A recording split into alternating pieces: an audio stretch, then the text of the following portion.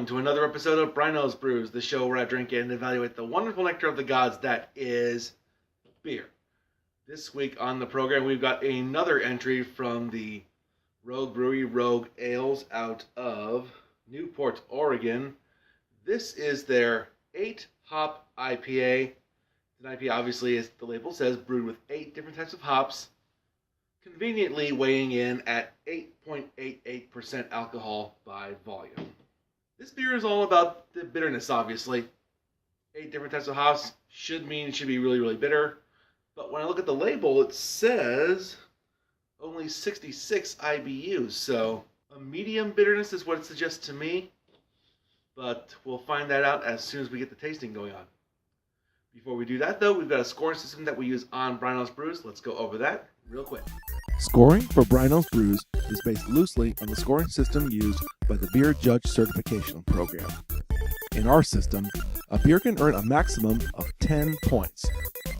1 point can be awarded for appearance, 2 points for aroma, 4 points for flavor, 1 point for mouthfeel, and 2 points can be awarded for a beer's overall impression. And finally, partial points can be awarded in any category.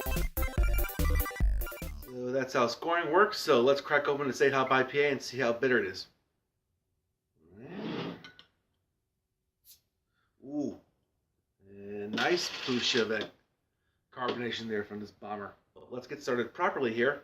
First off, we've got 1 point for the appearance as always. So let's get the pouring.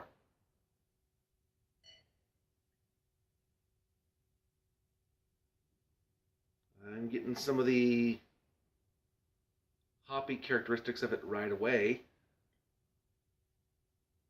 Oh, I'm smelling hops from this far away. Up against this little light here, it's pretty clear, pretty see-through, no haze to speak of at all. Nice, mildly brownish color, good amount of head, a nice amount of head. I'm seeing a little bit of floaty things in there. Maybe just me, I don't know. But it doesn't look bad either way. But it still looks alright.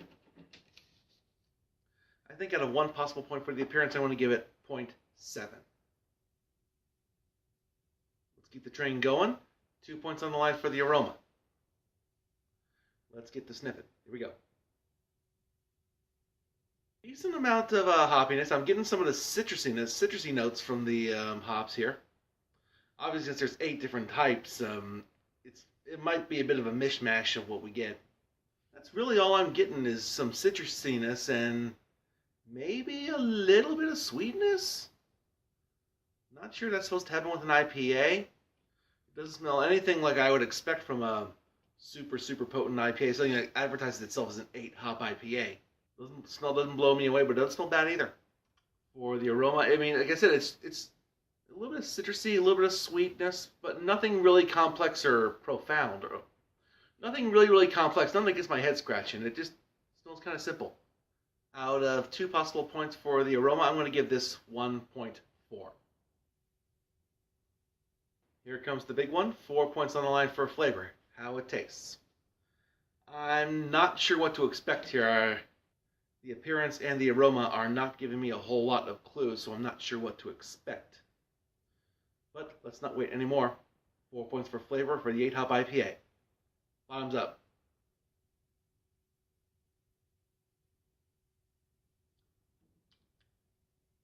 It doesn't taste bad at all. I'm getting some good flavor here.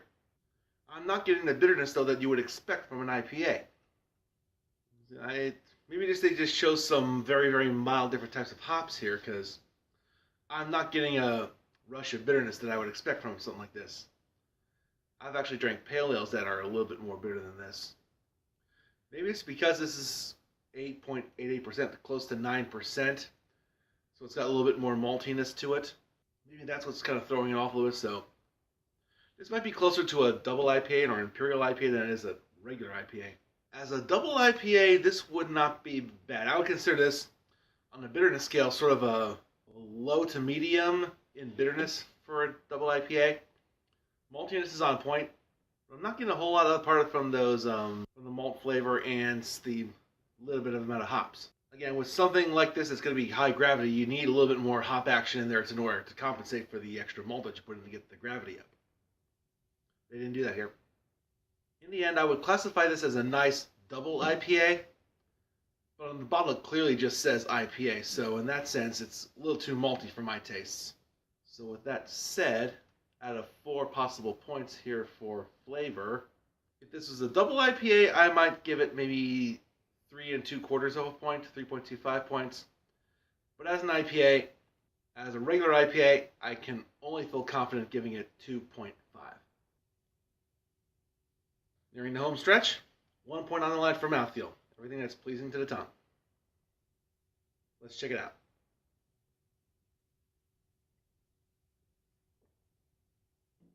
Very, very nice. Again, carbonation I think is, again, it's kind of being thrown off here because it resembles more a double IPA than an IPA. I expect a little bit more sharp carbonation, if you will, from a regular IPA. And since it's got more malt in it, it's kind of, you know, like when you drink a soda, the carbonation is very, very sharp and fizzy and such. When you get lots of malt in it, it's malt in a beer and such, it's not so fizzy anymore. It's a nitpick, I know, but that's what it is. As far as the rest of the mouthfeel, doesn't feel too bad at all. Little on the heavy side, but it's supposed to be a double. Feels kind of smooth though. I like that. Not scoring mine here. For the mouthfeel, I'm taking an itty bitty point away because I think the carbonation is not what it should be. And again, that's because this is mislabeled as an IPA instead of a double. But it's still very, very good. So at a 1 possible point, I'm going to give it 0.8 points for the mouthfeel. And finally, the overall impression. Overall, this beer was mislabeled. This should not call itself an IPA. This should call itself a double IPA. If it called itself a double, I believe it would have gotten it roughly 2 more points on the score. A shame because if this was a double IPA, this would, while it wouldn't be a blowaway double, it would have been a very, very good one. A very, very drinkable one that I would really, really recommend. And one that I would recommend anyway if you're into double IPAs. Good. But as a regular IPA, I mean, just that extra maltiness kind of takes away from what I think a regular IPA should taste like. Apart from that, everything else is fine. For the overall impression, out of 2 possible points, I'm going to give this 1.4. Okay, I have done the math, and if my numbers are correct, then the Rogue 8-hop IPA from Rogue Ales in, what's it again, in Newport, Oregon, gets 6.8 points out of 10. I would consider that a very, very disappointing score, considering that this is not at all a bad beer. It's very, very good. It's pretty good. Above average, and it's good. It's all about how they classified it, though. They classified this as a regular IPA. In my opinion, that was a big mistake. If this was a double IPA, just called itself a double IPA, it would have gotten a higher score.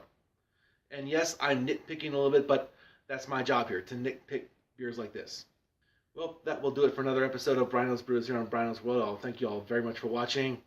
If you think I'm full of crap about this beer, leave a comment down below. Or if you have another idea, or if you have ideas for another beer I could try on the show, leave a comment down below as well. Otherwise, don't forget to like and share this video and subscribe to Bryno's World if you have not already. Once again, thank you very, very much for watching, and have yourself a good one.